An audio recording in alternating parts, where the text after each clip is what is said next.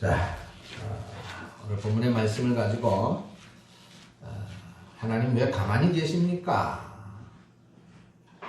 도대체 하나님 왜 가만히 계십니까? 하는 제목을 가지고 함께 은혜를 나누겠습니다. 자, 우리가 살아가면서 답답한 일들을 경험할 때가 많습니다. 또 오늘 이 시대도 참 답답한 시대에 우리가 살아가고 있죠. 또 사람들을 대할 때도 참 답답한 사람들이 있죠. 말이 안 통하는 사람, 그런 사람들이 있습니다. 우리가 기대했던 그런 어떤 것과 다른 결과를 얻었을 때 사람들은 답답해합니다. 뭔가 반응을 해야 되는 상황에서, 뭔가 달라져야 되는 상황에서, 뭔가 행동해야 되는 그런 상황에서 아무것도 행하지 않거나 반응하지 않거나 또는 달라지지 않을 때 우리는 답답함을 느낄 수 있습니다. 그런데 이것이 좀 더 심각한 상황, 좀 더 위급한 그런 상황에서 이런 일을 겪게 된다면 아마 그럴 때는 답답한 정도가 아니라 분노가 치밀어 오르게 되겠죠. 그런데 우리는 분명 그리스도인인데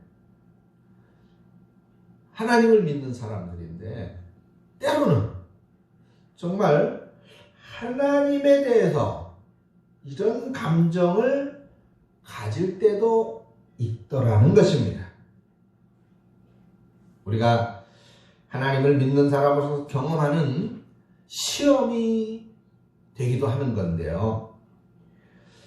하나님이 마치 아무것도 하지 않는 것 같다고 느끼는 그런 경우를 말하는 것입니다. 우리가 기도하는데, 계속 기도했는데 정말 10년, 20년, 30년 기도하고 있는데 도무지 달라지는 게 없어요. 변화가 없습니다. 정말 하나님이 내 기도를 들으시는지 모르겠어요. 내 기도를 들으신다면 하나님 어떻게 이렇게 철저하게 외면하고 있는 것인지, 어째서 이렇게 아무런 반응이 없는 것인지, 어째서 이렇게 계속 침묵하고 계신 것인지 답답하기만 합니다.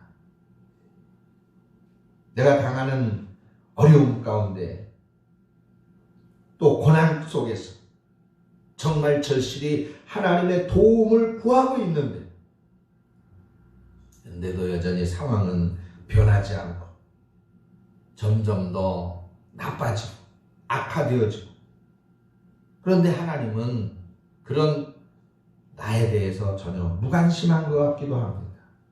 도대체 하나님은 지금 뭘 하고 계시는지 그냥 손 놓고 계시는 것만 같은 것입니다.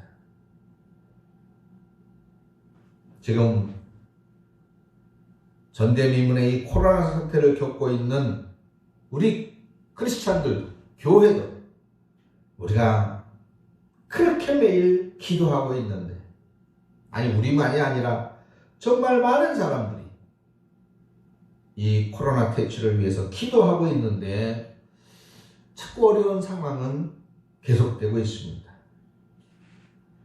이렇게 예배도 비대면 온라인 예배로 하고 모든 모임을 금지하라는 명령이 내려졌고,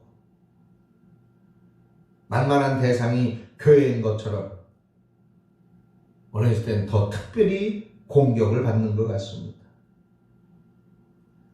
이번 추석 명절에는 고향에서 제발 내려오지 말라고 고향을 떠난 형제들에게, 고향을 떠나 도시에 있는 가족들에게 고향에서 편지를 보냈다는 거예요.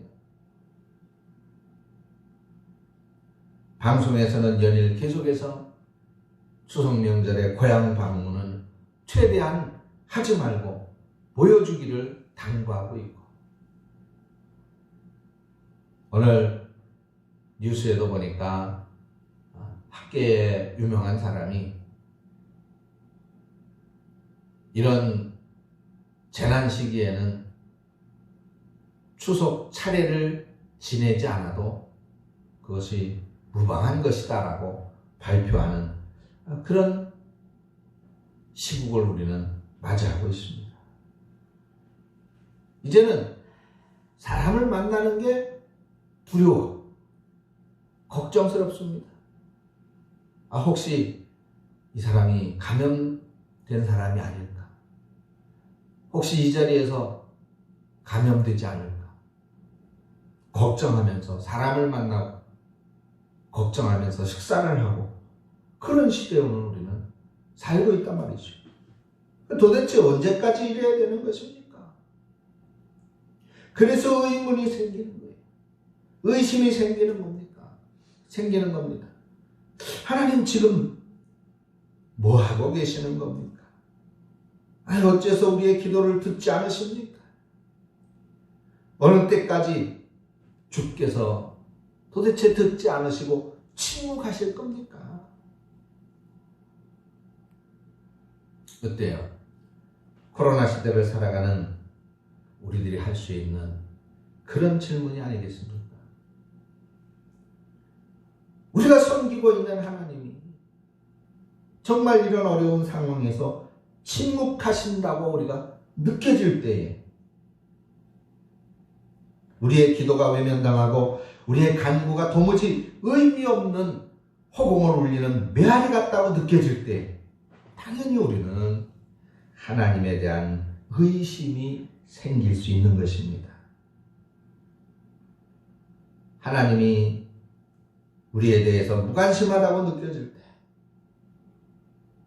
우리에게 왜 이런 일이 생기는지 이해가 되지 않을 때, 그럴 때 우리는 어떻게 해야 되겠습니까? 우리에게 생기는 복잡한 마음, 불편하고 답답한 마음, 아니 답답함을 넘어서서 때로 일어나는 이 분노, 하나님께 대한 의심과 원망은, 그런데 돌이켜보면 지금 우리들한테만 있는 일은 아닙니다.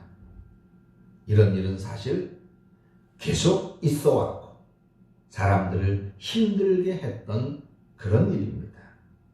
그래서 성경을 보면 위대한 믿음의 사람들도 하나님께 질문을 했고, 마치 숨어 계시는 것 같은 그 하나님을 찾기도 했고, 침묵하시는 하나님께 부르짖기도 했습니다.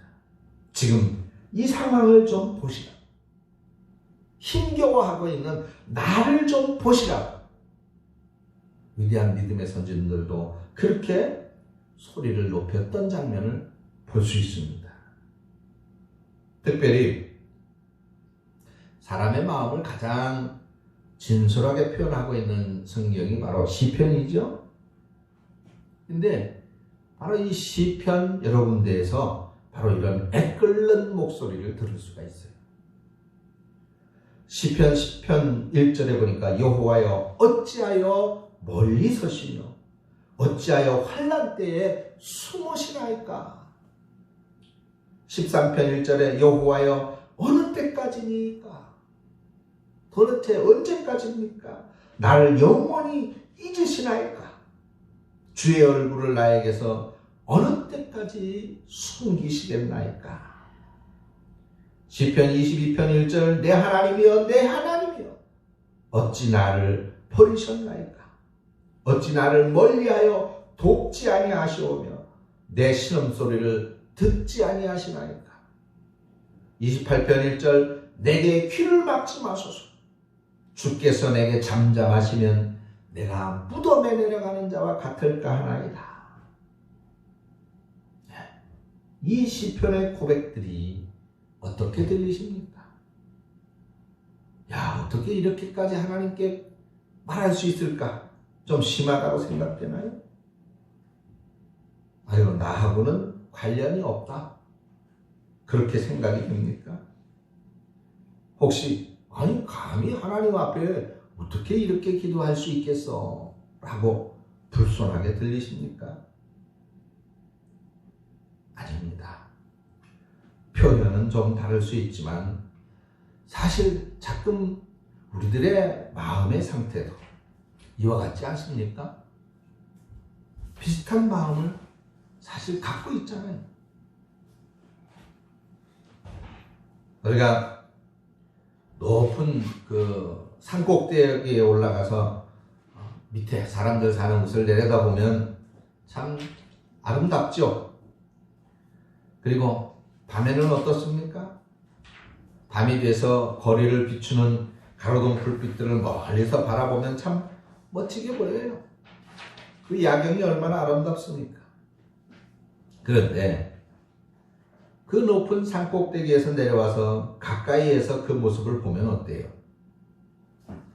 사람들이 부대끼고 있는 이 땅에서의 모습을 우리가 직접 보게 되면 그 산꼭대기에서 보던 그런 아름다움이 사라져버립니다. 그리 아름답지 않아요.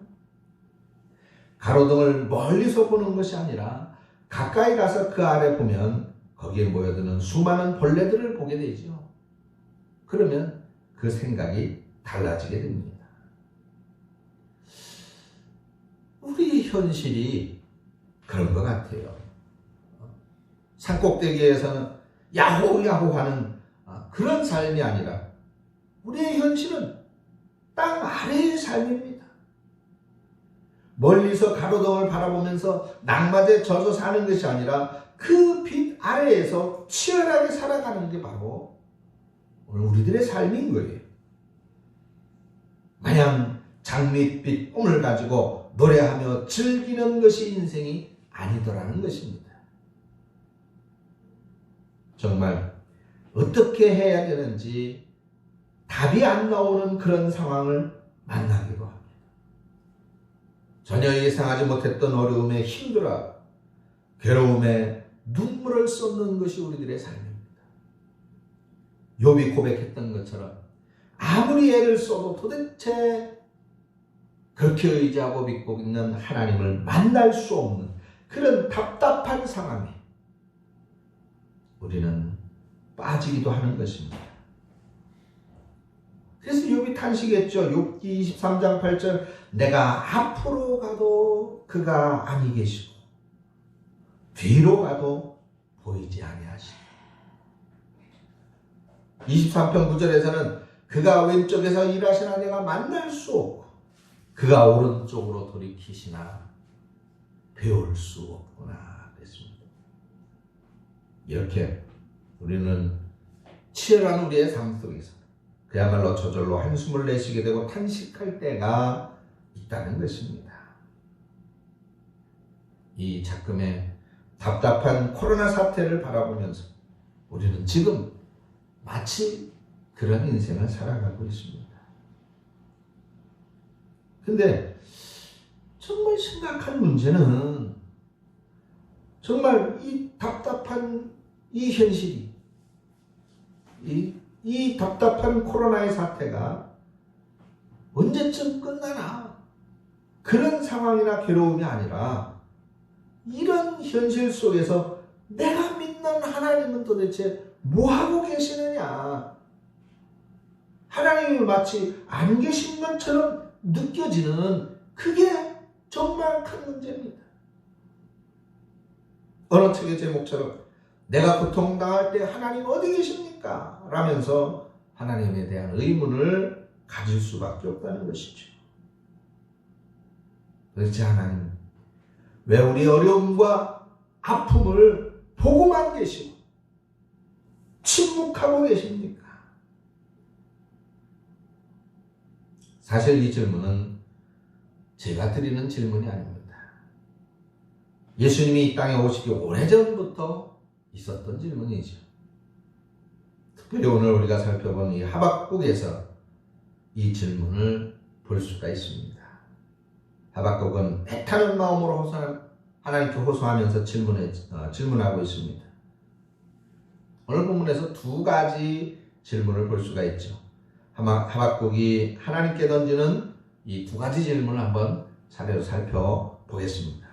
먼저 하박국은 이 기도에 침묵하시는 하나님께 질문하고 있습니다. 어느 때까지입니까? 하나님 언제까지 침묵하실 겁니까? 내가 소리 높여 외치고 부르짖어 주께서 듣지 않습니다. 도대체 언제까지 나의 기도를 외면하실 겁니까? 하박국은 하나님께 도움을 구했지만은 마치 벽에다 대고 말하는 것처럼 하나님은 철저하게 이 하박국의 기도에 침묵하고 계십니다. 만약에 우리가 어디를 가는데 한 아이가 울며 불며 꼬마아이가 자기 엄마를 좀 찾아달라고 부탁한다면 어떻게 하겠어요? 도울 수 있다면, 그 아이를 도와주는 게 별로 어려운 일이 아니라면은, 그리고 위급한 상황이라면 당연히 우리는 잘 모르는 아이라도 또는 잘 모르는 사람이라도 도우려고 할 것입니다. 그래서 종종 위험에 빠진 사람을 도와준 훈훈한 뉴스들을 접하기도 하죠. 용감한 시민이라고 칭찬을 하고 어떤 경우에는 의인이라고 말하기도 합니다. 우리는 잘 모르는 사람에 대해서도 이렇게 하는데, 하물며 나하고 가까운 그런 사람 또는 내가 아끼는 사람, 내가 사랑하는 사람이 어려움 가운데 나에게 도움을 요청한다면 어떻게 하시겠습니까? 외면할 수 있겠어요? 자녀가 부모에게 도움을 구하는데 무시할 수 있겠습니까? 무관심할 수 있겠습니까? 자식이 도와달라고 하면 거절하기 어렵죠. 어떻게든 도와주고 싶은 것이죠. 그런데 하나님은 지금 어떻게 하고 계시느냐? 하박국이 강포로 말미암아서 외치고 부르짖는데 아무런 응답이 없습니다. 여기 강포라고 하는 것은 폭력을 말하는 거예요. 폭력이로 내가 폭력을 당하고 있다고 외쳐도 하나님 반응이 없는 거예요. 구해달라고 소리를 치는데 아무것도 하지 않습니다. 한두 번 기도하고 안 된다고 불평하는 게 아니에요. 도대체 언제까지 저의 요청에 대해서 침묵하실 겁니까? 얼마나 더 간절히 부르짖어야 저의 목소리를 들으시겠습니까? 자, 이런 상황에서 하박국이 느끼는 답답함과 좌절감은 어떻겠어요? 큰 실망을 가졌겠죠. 근데 하박국의 질문이 여기서 그치지 않습니다. 두 번째 질문이에요. 하박국은 침묵하시는 하나님께 다시 질문합니다. 하나님, 어째서 저 큰 죄악을 내게 보게 하십니까? 죄악이 이렇게 넘쳐나는데 하나님, 왜 가만히 계십니까? 이게 도대체 어찌된 일입니까? 내게 보이는 이 큰 죄악들에 대해서 하나님 왜 도대체 침묵하고 계십니까? 그것이 두 번째 질문입니다. 어떤 죄악들은 우리가 볼 때도 참기 어려운 것들이 있죠. 요즘 조두순이라는 성범죄자가 어린아이를 에게 못된 짓을 한 사람이죠. 이제 12월 달에 출소를 해서 다시 자기가 살던 그 지역으로 돌아간다고 많은 사람들이 참 걱정을 하면서 그 사람의 그 몹쓸 짓에 대해서 분노하고 있는 걸 볼 수가 있습니다. 도대체 사람으로서는 상식적으로 도대체 용납할 수 없는 그런 죄악을 그런 사람들이 저지르고 있단 말이죠. 그래서 참 우리가 볼 때에도 용납이 되지 않는 이런 죄악. 그런데 거룩하신 하나님이 그 죄악을 보실 때 어떨까요? 정의가 무너지고 공의가 짓밟히는 그런 세상을 보실 때 어떻겠습니까? 그래서 하박국이 묻는 거예요. 도대체 왜 죄악에 대해서 하나님 가만히 계십니까? 도대체 왜 침묵하고 계시는 겁니까? 지금 하박국이 하나님께 따지는 겁니다. 하나님 보십시오. 하나님이 침묵하시니까 어떤 결과가 있는가? 한번 보세요. 율법이 해이하고 정의가 시행되지 못하지 않습니까? 의인들이 저 악인들 때문에 고통을 당하지 않습니까? 왜 어째서 이런 일들을 그냥 투고만 보시는 겁니까? 이 말씀에서, 여기 말씀에 그 율법이 해이되어졌다. 율법이 마비되어졌다는 거예요. 율법이 이제 안 통한다는 거죠. 사람들이 율법을 무시한다는 거예요. 죄악에 대한 심판이 이루어지지 않으니까. 하나님이 그 죄악들을 그냥 두고 계시니까, 침묵하고 계시니까 율법이 무시되고 율법이 그 기능을 하지 못한다는 겁니다. 악인들이 율법을 지키지 않고 악을 행한다는 겁니다. 힘 있는 자들은 악인들의 죄악을 눈감아주고 오히려 약한 자들을 핍박합니다. 힘없는 자들의 피를 빨아먹으면서 자신들의 배를 불리게 바쁩니다. 네, 공의가 왜곡되고 부정이 판을 치는 거예요. 이게 바로 하박국이 보고 있는 남한국 유다의 모습이었단 말입니다. 오늘 시대도 가끔 이슈가 되는 재판들이 뉴스에 보도가 되죠. 사람들이 재판 결과를 두고 분노하면서 판사를 욕하는 경우가 많습니다. 아니 왜 저렇게 판결을 할까? 그 상식적이지 않다는 것입니다. 죄에 대해서 형량이 너무 작다는 것이죠. 솜방망이 처벌이라고 합니다. 죄악에 대한 심판이 가벼울 때, 심판이 바르게 행해지지 않을 때 법은 그 역할을 제대로 하지 못하는 겁니다. 죄를 저지른 범죄자들에 대해서 아무런 처벌이 내려지지 않고 판사가 자기 이익이나 또는 정치적인 상황에 따라서 판결을 굽히고 검사가 자신들의 권력을 지키는 것을 다른 어떤 것보다 우선하게 될 때 법은 무시되고 정의는 실현되지 못하는 것입니다. 이게 바로 남한국 유다를 바라볼 때 하박국이 경험했던 상황이고 오늘 이 시대 우리가 경험하는 현실입니다.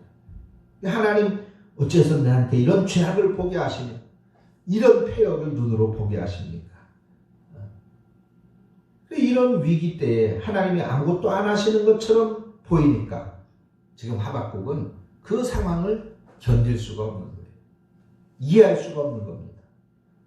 그러면 이렇게 이해되지 않는 상황에서 하나님이 침묵하고 계실 때 우리는 어떻게 해야 됩니까? 이런 시대, 이런 상황 속에서 우리가 알아야 되는 것은 무엇일까요? 그럴 때 여러분 우리는 하박국처럼 하면 됩니다. 어떻게 하라는 겁니까? 하나님께 질문하라는 거예요. 하나님께 질문해도 괜찮습니다. 의문을 제시해도 됩니다. 우리는 마땅히 의심을 가지고 하나님께 나갈 수 있습니다. 하박국은 자신을 힘들게 하는 의심을 그냥 가라앉히고 꾹꾹 눌러 참고 덮어주지 않았어요. 절박한 기도에도 넘치는 죄악에도 침묵하시는 하나님을 이해할 수 없었기 때문에 그는 하나님 앞에 질문하고 있어요. 하나님, 도대체 왜? 하나님, 내가 하나님을 의심해도 되는 겁니까? 그 말입니다. 그러면 이 질문에 대한 대답은 무엇일까요? 아니 어떻게 감히 하나님을 의심해? 그것입니까? 아니에요. 의심해도 된다는 것입니다. 의심해도 됩니다. 하나님은 우리의 의심을 감당하실 수 있습니다. 우리는 뭔가 의심을 하면 믿음이 없는 것처럼 여겨지고 그래서 말하면 안 될 것 같은 분위기 속에서 삽니다. 그래서 의심을 덮어두고 혼자 고민하는 경우가 많아요. 어쩌면 그런 고민을 많은 분들이 하고 계실는지도 모르겠습니다. 그런 분들에게 말씀드릴 수 있는 것이 있어요. 나도 의심한다는 것입니다. 나도 하나님에 대해서 의심할 때가 있습니다. 아니 하나님 왜 나는 도대체 왜? 라고 하나님께 의심하며 질문할 때가 있습니다. 믿음 좋은 사람으로 자신을 꾸미려고 하지 마세요. 의심을 한다는 것 자체가 믿음이 적은 사람, 믿음이 없는 사람으로 여겨질까봐 우리는 믿음 좋은 사람으로 우리 스스로를 꾸미려고 합니다. 괜히 의문을 제시하고 질문을 했다가 부족한 사람, 문제가 있는 사람으로 찍힐까봐 걱정하는 거예요. 그래서 가면을 쓰고 우리 자신을 감추고 속마음을 숨깁니다. 사람들과 교제하면서 정답만 이야기하려고 하는 것입니다. 그러나 건강한 은심은 우리를 믿음으로 인도한다는 것을 믿으시기 바랍니다. 믿으려면 이해해야 되고 이해하려면 질문해야 됩니다. 의문을 가져야 됩니다. 믿음으로 나가는데 뭐가 걸림돌이 되는지, 무엇이 방해가 되는지를 알아야 우리는 제대로 믿을 수 있는 거다 그 말이에요.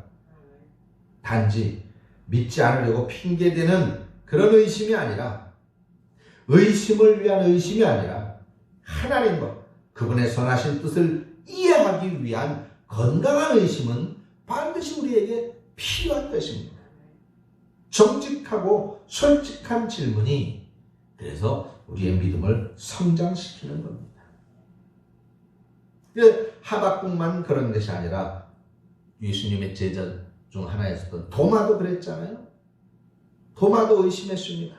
요한복음 20장 25절에 보니까 내가 그의 손의 못자국을 보며 내 손가락을 그 못자국에 넣으며 내 손을 그 옆구리에 넣어보지 않고는 믿지 아니하겠노라.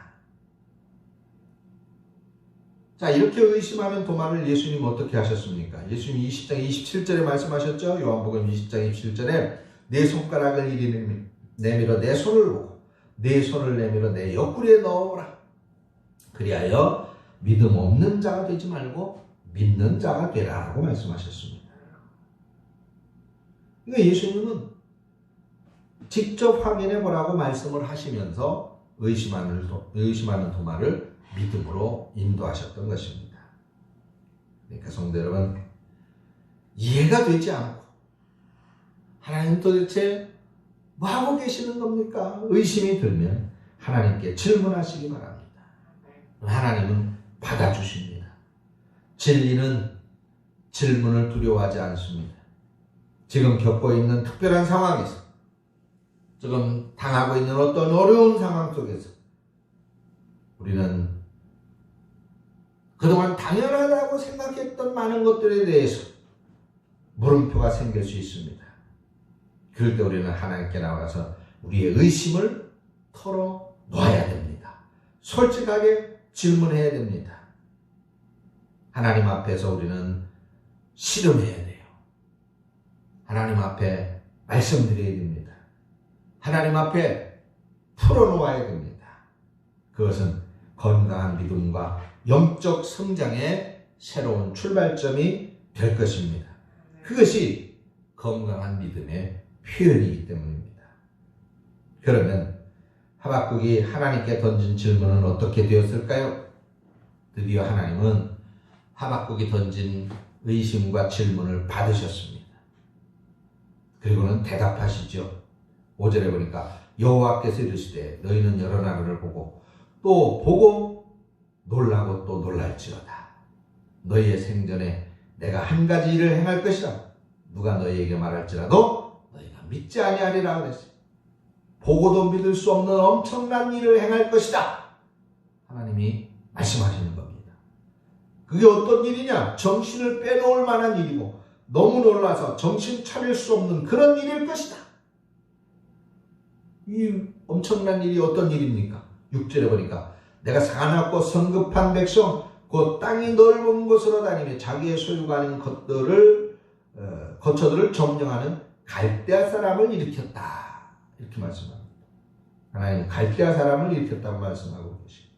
이어지는 말씀에서 이 갈대아 사람들이 어떤 사람들인가 비유적으로 묘사를 하고 있죠. 그리고 이 사람들이 어떤 일을 할 것인가를 말씀하고 있습니다.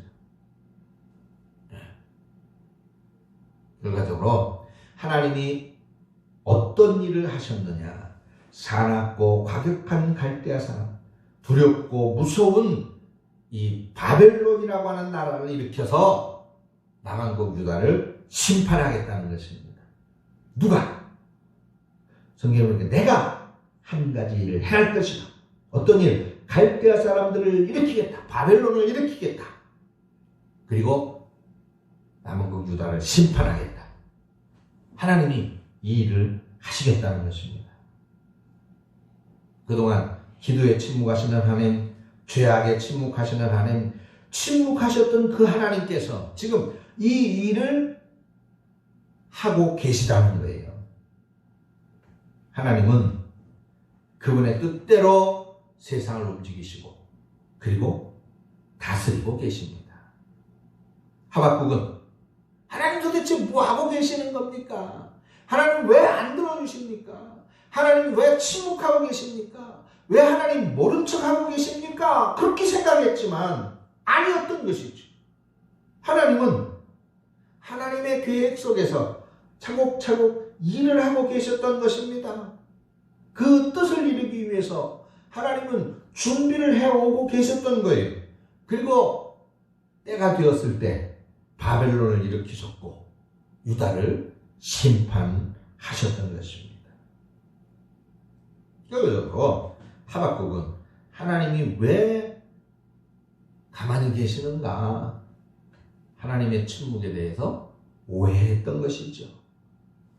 침묵을 무관심으로, 무반응으로, 무활동으로 오해를 했습니다.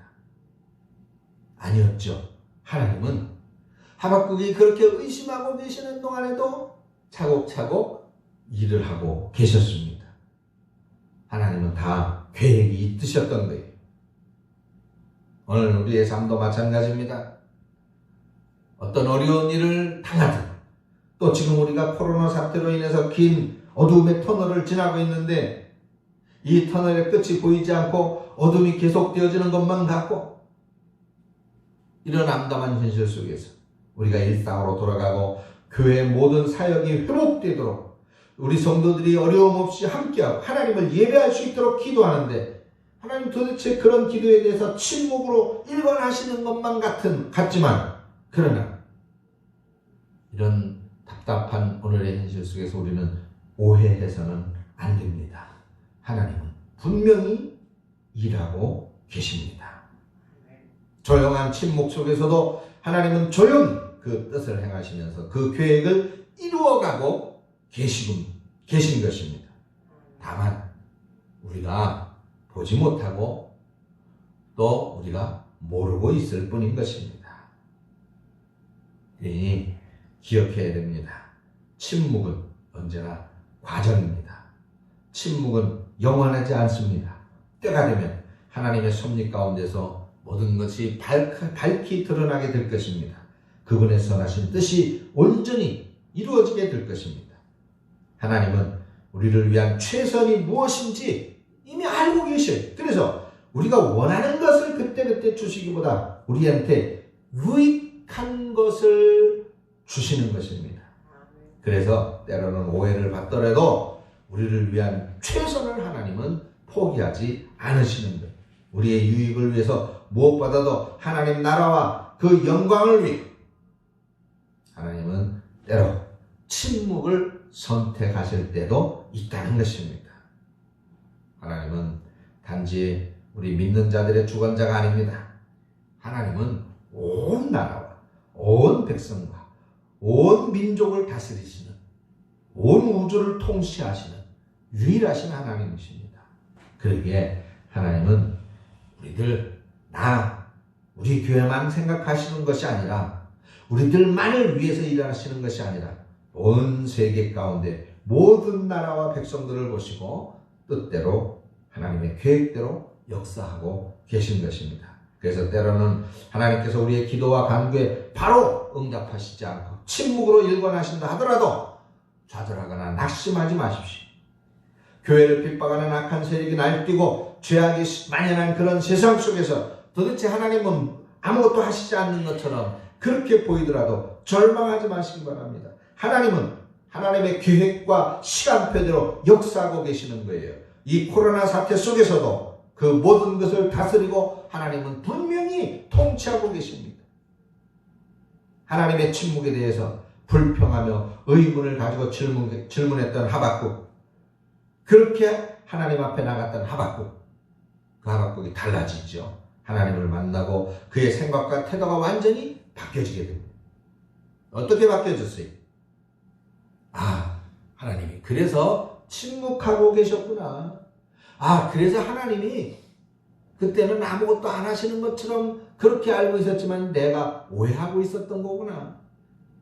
하나님을 만나고 그것을 깨달은 하박국은 이렇게 달라집니다. 하박국 3장 17절, 비록 무화과 나무가 무성하지 못하며 포도나무에 열매가 없으며 감람나무에 소출이 없으며 밭에 먹을 것이 없으며 우리의 양이 없으며 외양간에 소가 없을지라도 나는 여호와로 말미암아 즐거워하며 나의 구원의 하나님으로 말미암아 기뻐하리로다.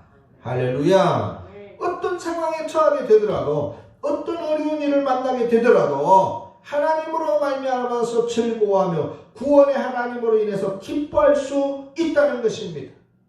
비록 암담한 현실이 닥쳐온다 하더라도, 비록 코로나 위기가 계속된다 하더라도, 비록 내 생활이 나아지지 않고 어려움이 계속된다 하더라도 우리는 우리 구원의 하나님으로 인해서 기뻐하고 즐거워할 수 있는 것입니다. 그것이 신앙입니다. 그것이 믿음입니다. 하박국이 그랬던 것처럼 우리의 마음의 어려움과 불평과 의심들을 우리는 하나님 앞에 털어놓으면, 내어놓으면 그 순간 하나님을 향한 감사와 찬양으로 바뀌어질 수 있습니다. 왜? 어떻게 해서 그게 가능할까? 하나님은 살아 계시기 때문입니다. 하나님은 존재하시기 때문입니다. 그래서 하나님은 하박국에게 이렇게 말씀했습니다. 하박국 2장 4절에 의인은 믿음으로 말미암아 사는 것이다. 그렇습니다. 우리는 믿음으로 사는 것입니다. 우리를 살게 하는 것은 하나님을 향한 믿음입니다. 아무리 상황이 어렵더라도, 눈에 보이는 현실이 막막하다 하더라도, 아무리 하나님의 침묵을 이해할 수 없다 하더라도 믿음은 그 모든 것을 뚫고 하나님을 바라보게 하는 것입니다. 우리는 살아가면서 여러 가지 물음표를 만날 수 있습니다. 하지만 우리가 믿음으로 하나님을 바라보면 그 모든 물음표는 단호히 느낌표가 되는 것입니다. 하나님이 어떤 분이신지 알고 그분을 믿음으로 바라보면 하박국이 그랬던 것처럼 그분을 향한 의심과 불평들은 하나님을 향한 찬양과 감사로 바뀌는 거예요. 하나님이 우리의 물음표를 느낌표로 바꾸시고 우리의 마음을 바꾸시는 것입니다. 그러니 하나님이 침묵하시는 것처럼 보일 때에도 어떤 상황에서도 믿음으로 하나님을 바라보시기를 축원합니다. 하나님을 신뢰하시기를 축원합니다. 하나님이 침묵하신다면 그 침묵은 나를 위한 최선이라고 하는 사실을 믿으시기를 바랍니다. 하나님이 정말 잔인할 정도로 침묵하실 때가 언제였을까요?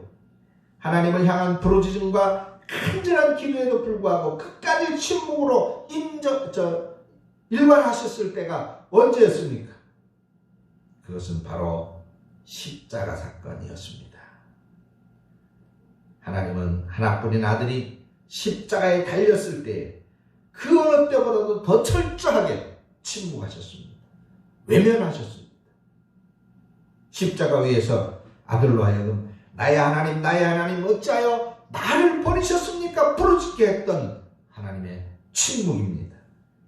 만약에 우리가 그 당시 십자가에 있었다면 어떤 생각을 했겠습니까? 그 모습을 옆에서 지켜봤다면 분명 하나님이 아무것도 안 하시는 것처럼 생각했을 거예요. 하나님의 침묵을 도대체 이해할 수 없었을 것입니다.